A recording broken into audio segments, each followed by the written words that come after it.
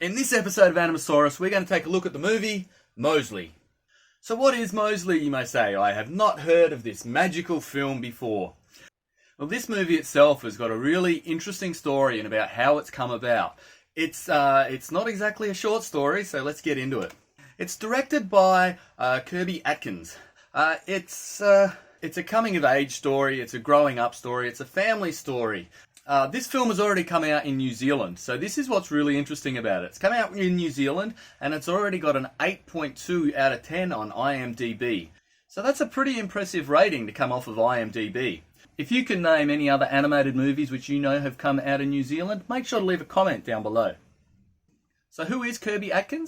Well, he's got credits, director's credits on things like The Adventures of Jimmy Neutron, Boy Genius, and he's also worked on things like the BFG.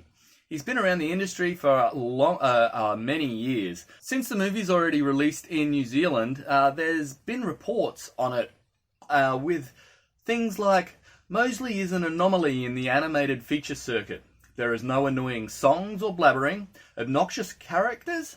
It's a quiet, poignant and dramatic film that addresses timeless themes of tolerance, family and the importance of finding your true self. With a spiel like that, it almost sounds like a marketing ploy, but still, that's a good report to come out of it.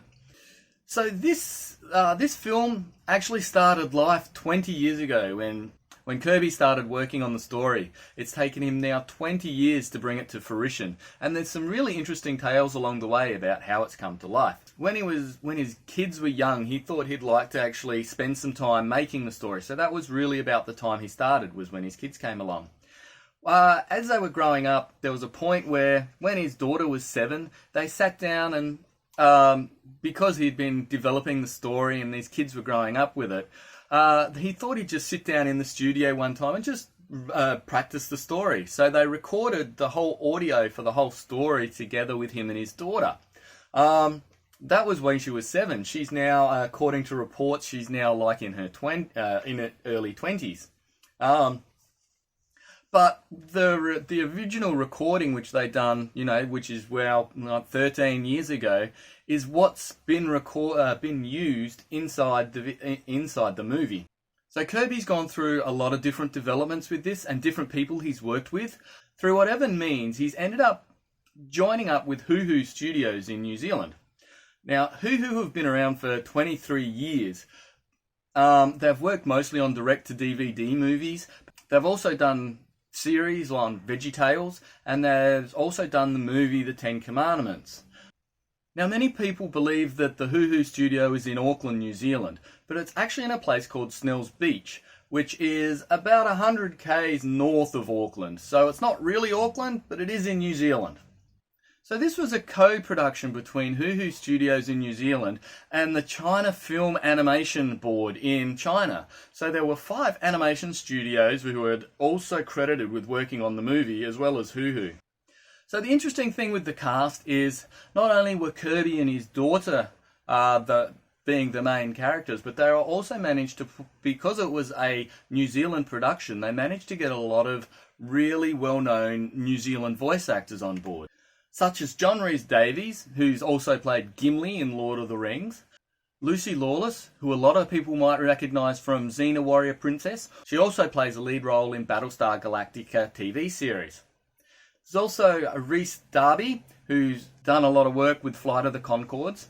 And there's also Tamara Morrison, who some people might recognise as Jango Fett, or Chief 2 from Moana.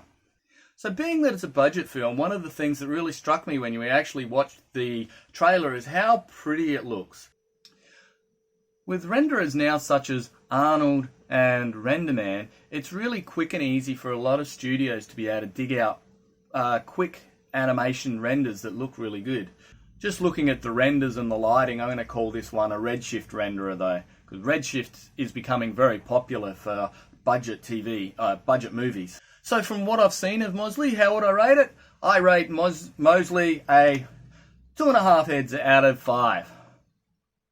The exciting thing about Mosley is they've used New Zealand as a test bed, and apparently with the great reviews that they've got, they're looking at releasing it wider to the audiences worldwide. hopefully coming out in 2020. So keep your eyes peeled for being able to go along to the cinema and check it out. So what do you reckon? Do you guys think you'll go see something like this at a cinema, or would you wait for it to be streamed? Let me know down in the comments.